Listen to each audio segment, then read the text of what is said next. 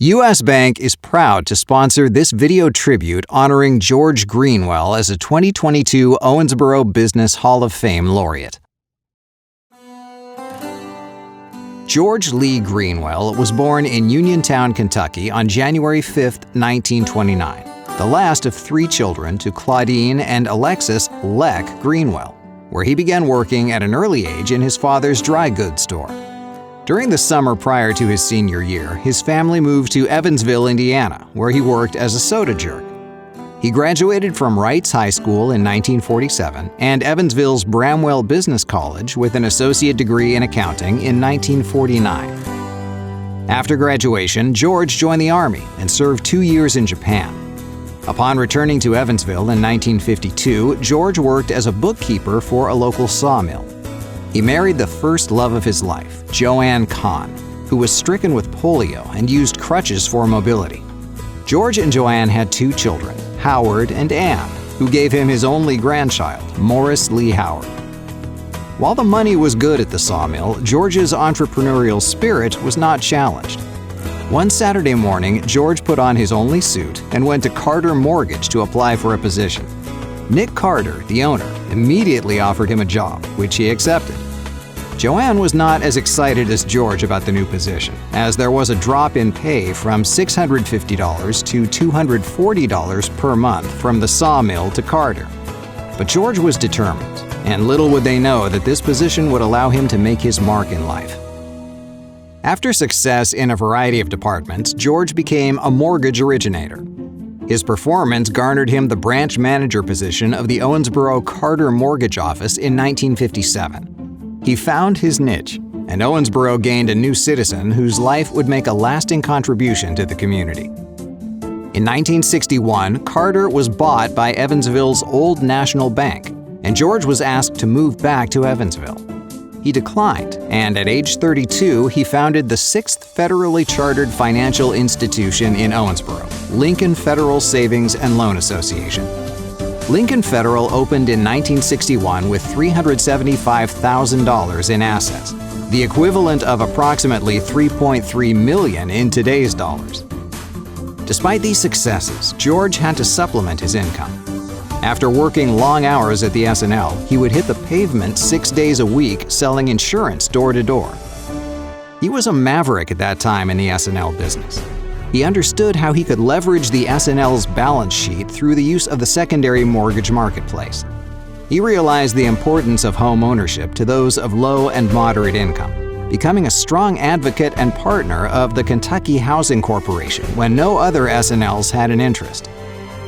In the early 1970s, George wanted to start a nationwide mortgage banking company. By taking advantage of an obscure regulation, he positioned Lincoln Federal, via Lincoln Service Corporation, to do business beyond the borders of Kentucky. Once Lincoln Service was activated, a retail mortgage production office was opened in Lexington, Kentucky in 1976, followed by a wholesale production office in San Diego, California in 1977. George was a true pioneer in the development of the wholesale and correspondent mortgage banking industry in the U.S. All loan production was ultimately serviced in Owensboro, providing jobs and growth for the community. In November 1987, at the age of 58, George retired. But retirement did not last long. After the early 1990s industry bust, he partnered with Ken Cohen, creating a new company, TMAC. This company purchased defaulted or incompletely documented loans from Fannie Mae and Freddie Mac and other financial institutions, repackaged them, and sold them in the open mortgage market. In May of 1994, George married the second love of his life, Gertie Sudduth. George first met Gertie and her husband Jerry in 1957 when they came to him for a mortgage loan. Soon after, George and Joanne built a home on the same street, and the four quickly became best friends, traveling and spending quality time together. Gertie and Joanne were devoted friends. They were like sisters.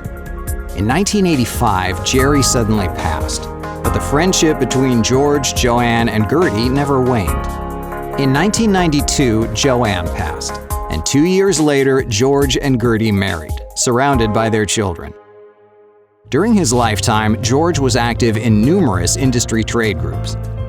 He served on Fannie Mae and Freddie Mac advisory boards, and in the late 1980s co-founded a national coalition, Secondary Mortgage Market Support Group, to lobby politicians in D.C. about the importance of maintaining a large, viable secondary mortgage market for residential loans.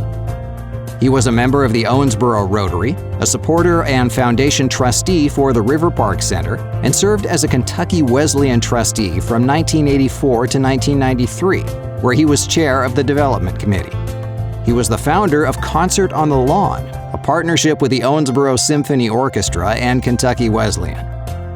His $1 million gift to Kentucky Wesleyan College for their library was donated to honor his son Howard Greenwell, who passed in 1991 at age 35. The college graciously acknowledged this gift by naming the library building in Howard's honor.